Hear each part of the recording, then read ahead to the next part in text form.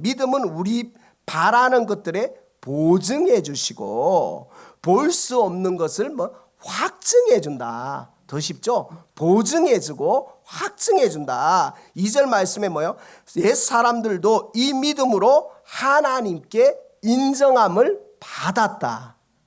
더 쉽지 않나요? 저는 이 공동번역을 보니까 확실히 만나는 뭐요? 내가 이로 인하여 하나님을 믿음으로 말미암아 누구에게 인정받는다고요? 하나님께.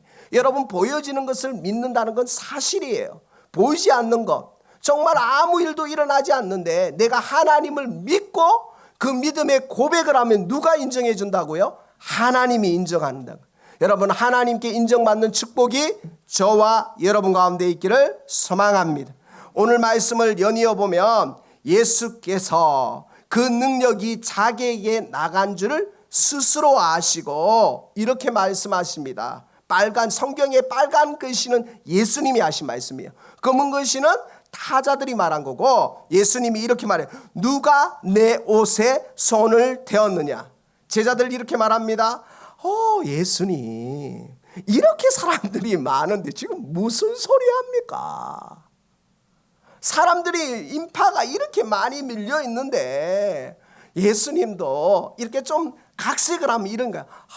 까탈스럽다. 누가 옷을 대었다고 합니까? 밀리면 그 옷이 대이는 게 당연한 거지. 이성적이고 합리적이고 논리적이고 사실입니다. 맞죠? 반박할 수 있으신 분 있으세요? 이성적이잖아요. 얼마나 많은 사람이 몰려왔습니까? 그러니까 예수님이 이렇게 말하는 게 이해가 안 되는 제자의 관점을 성경은 그대로 말하고 있습니다. 그런데 예수께서 이 행한 여자를 보려고 둘러보시니 예수님은 아셨어요. 누가요? 이 혈류증 여인이 믿음으로 손대었다는 것을. 사랑하는 귀한 성도 여러분, 사람은 몰라도 누구는 아신다고요? 하나님은 아시는 거예요. 하나님은 아신다는 게 우리에게 소망 아닙니까? 하나님이 우리를 아신다는 거예요. He knows my name. 그분이 나의 이름을 안다는 거예요. 그분이 나를 기억한다는 거예요. 그분이 나를 부른다는 거예요. 오늘 이 본문의 가장 중요한 것은 여인이 손을 대었는데 누가 기억하시느냐?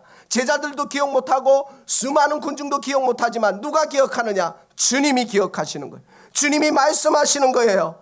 그러니까 이 여자가 33절에 여자가 자기에게 이루어진 줄 알고 두려워하고 떨면서 뭐라고 말하느냐? 그 앞에 엎드리는 거예요. 그리고 뭘 말해요? 사실대로 말하는 거예요.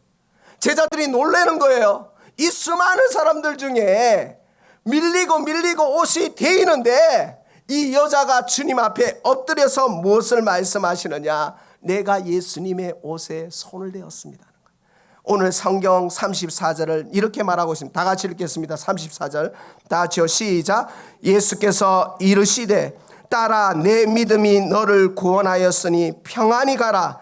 내 병에서 놓여 건강할지어다. 아멘. 이걸 공동번역으로 보니까 예수께서는 그 여자에게 여인아, 딸아, 내 믿음이 너를 살렸다. 할렐루야. 여러분의 믿음이 여러분을 살리는 줄 믿습니다. 여러분의 믿음이 여러분의 교회를 살리는 거예요. 여러분의 믿음이 여러분의 가정을 살린다니까요. 여러분의 믿음으로 말미암아 나라와 민족이 사는 줄 믿습니다. 3.1 운동이 그냥 되지 않았어요. 믿음의 사람 33인이 모여서 그 대한민국 독립을 위해서 움직였더니 대한민국이 독립된 거예요. 여러분 기억해야 될 거 있습니다. 여러분의 믿음이 여러분을 살리는 줄 믿습니다. 그래서 오늘 성경은 정확하게 뭘 말하느냐? 번역을 해보니까 병이 완전히 나았으니 안심하고 가거라. 사랑하는 귀한 성도 여러분, 질병을 가지고 있으면요, 문제를 가지고 있으면요, 그 문제 때문에 머리가 아프고요, 온몸이 아파요. 여러분요, 기도는 했는데 문제를 갖고 가요. 그 문제 때문에요, 사방이 우겨 싸움을 다는 게 우리의 연약함이에요. 예배는 드려요, 기도는 해요, 문제가 해결 안 되었어요. 얼마나 힘든데요. 여러분 두통이 있으신 분 있으시죠? 약을 먹었어요. 에드빌을 먹었어요. 타이레놀을 먹었어요. 잠깐 깨끗한 것 같아요. 그런데 또다시 아프면 어떻게 해요? 세상 만사가 다 싫은 거예요. 경험 안 해보셨는가 봐요. 여러분, 그 정도로 질병이라는 게 고통스러운 거예요. 그런데 주님이 뭐라고 말씀하셔요? 이 여인에게 모세는 완전히 나았다. 완전히 해결함 받았다. 여러분, 주님이 우리를 완전히 해결해 주시는 줄 믿습니다. 여러분, 그 주님을 바라보는 믿음이 저와 여러분 가운데 있기를 소망합니다. 그래서 뭐예요? 믿으면 하나님의 능력을 소유하는 줄 믿습니다. 따라합니다. 예수님 권세, 내 권세 믿으십니까? 예수님 능력, 내 능력. 여러분, 기도할 때 예수님 권세가 내 권세고 예수님 능력이 내 능력이기에 우리가 담대하게 기도하며 나아가는 줄 믿습니다. 오늘 주님은 이 여인에게 무엇을 말씀하느냐? 네 믿음 때문에 네가 병으로부터 자유함을 누릴 거다. 네 믿음 때문에 내가 너에게 능력을 주겠다는 거예요. 사랑하는 귀한 성도 여러분, 우리의 문제가 있습니까? 어려움이 있습니까? 답답함이 있습니까? 믿음으로 기도하는 은혜가 저와 여러분 가운데 있기를 소망합니다. 여러분, 믿음으로 나아가면 하나님이 능력이 부여만, 하나님의 사랑이 부음바 되었을 때 하나님을 보게 되고, 하나님의 사랑이 부음바 되었을 때 하나님의 관점으로 세상을 보고, 하나님의 관점으로 인생을 보고, 하나님의 관점으로 교회를 보고, 하나님의 관점으로 영혼을 보니까 하나님의 일하심을 보게 되는 줄 믿습니다. 우리의 관점으로 보면 답이 없어요. 우리의 관점으로 보면 아무 답도 없고 낙담밖에 없고 실망밖에 없지만, 하나님의 관점으로 보고 하나님의 능력으로 보면 할 수 있다, 하면 된다, 해보자, 하나님이 하시면 된다는 고백이 우리 가운데 있기를 소망합니다. 여러분, 제가 이 말씀을 준비하면서 그 청년 바보 의사라는 책을 읽었어요. 안수연 씨라고, 그 청년 바보 의사, 2018년도에 나왔는데요. 이 안수연 씨는 어떤 사람이냐? 고려대학교 의대를 나와서 레지던트와 군의관을 거쳐서 유행성 출혈로 만 34세에 하나님의 부름을 받고 떠납니다. 그런데 이분이 왜 바보 의사, 청년 바보 의사 안수연이라고 책을 쓰고 지금 또 베스트셀러도 됐는데, 이 책 간증의 내용의 한 부분을 여러분과 나누고 싶습니다. 이분은 기독교 집안에서 태어났습니다. 아버님이 장로님이십니다.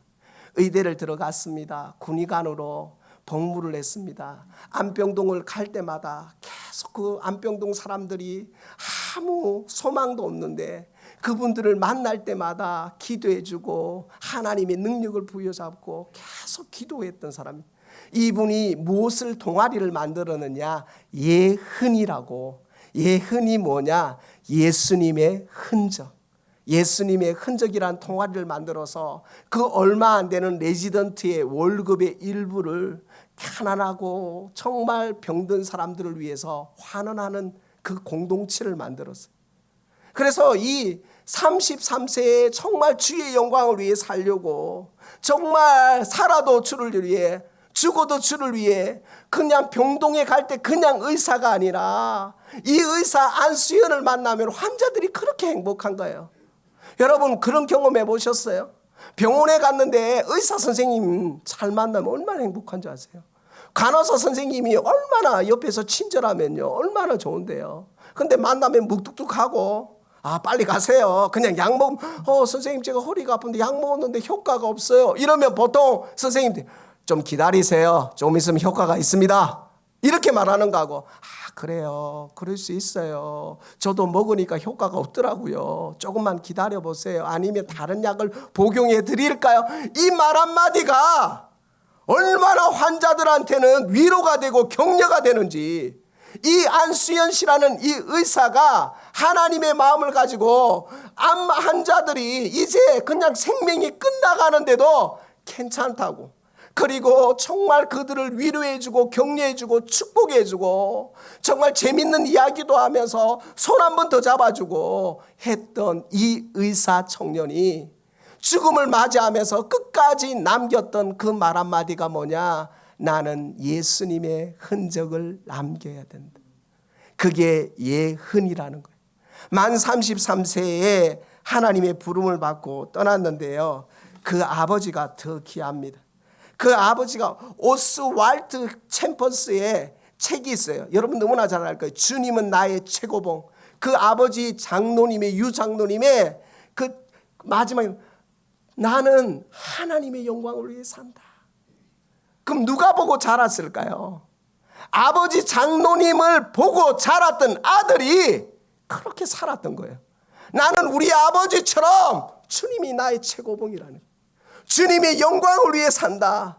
그래서 누가 알아주든 안 알아주든 나는 그 위에서 살겠다 해서 어릴 때부터 대학 들어가자마자 동아리를 만들고 정말 그 예수님의 흔적을 남기 위해서 자기의 그 생활비와 자기의 물질과 자기의 재능을 흘려보내면서 하나님 앞에 드렸던 그 청년이 유행성 출연료로 하나님의 부름을 받는데 그 쓴 내용이 뭐냐? 하나님, 나로 인하여 주님의 흔적이 남겨졌다면 감사합니다는 글. 그런데 그 아버지가 뭐라고 말하냐? 사랑한다 아들아, 사랑한다 내 아들아, 너로 인하여서 내가 너를 볼 때 예수님의 흔적을 보는구나. 이것만 듣고 제가 너무 감동이 되네요. 여러분, 여러분의 자녀를 통해서 우리 아버지는 예수님의 흔적을 남겼다, 이런 소리 듣기를 소망합니다. 이것만큼 더 귀한 거 있을까요? 부모가 자녀를 보면서 난 너를 통해서 예수님의 흔적을 보는구나.